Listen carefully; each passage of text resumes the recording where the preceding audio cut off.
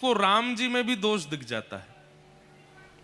जैसे रावण, जहां राम जी के रूप का वर्णन करते हैं कि प्रभु श्री राम जब वन में विचरण करते थे, तो अब देखो कितना सुंदर चरित्र है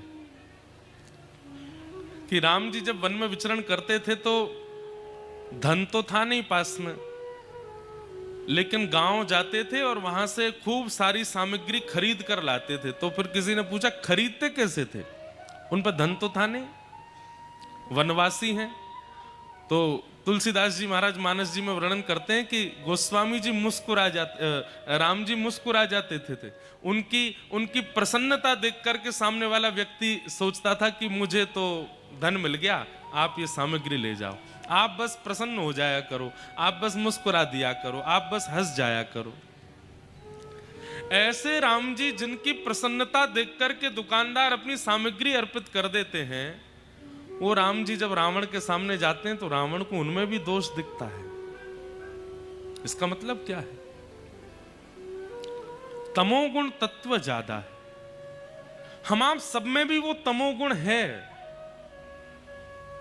पर सत्संग करने से क्या होता है, धीरे धीरे धीरे इनके पैरामीटर लो होने लगते हैं। तमोगुण धीरे धीरे शांत होगा, सत्व गुण धीरे धीरे शांत होगा, रजोगुण धीरे धीरे शांत होगा, और कथाएं सुनते सुनते सुनते एक दिन क्या होगा, इनकी स्थिति शून्य हो जाएगी। और जैसे ही रजोगुण, तमोगुण, सतोगुण शून्य होते हैं, व्यक्ति निर्गुण हो जाता है, और निर्गुण होते ही कृष्ण प्रकट होते हैं। जब तक निर्गुण नहीं हुआ जाएगा तब तक ठाकुर जी के इच्छा पर डिपेंड करता है कि वो आपसे मिलेंगे कि नहीं। पर अगर आप निर्गुण हो गए तो ठाकुर जी को आना पड़ेगा, अनिवार्य है। एक होता है निमंत्रण और एक होता है आमंत्रण। निमंत्रण और आमंत्रण में अंतर क्या है? निमंत्रण का मतलब है आप आओ मत आओ आपकी इच्छा, पर आमंत्रण का मतलब है आपको आना ही पड़ेगा।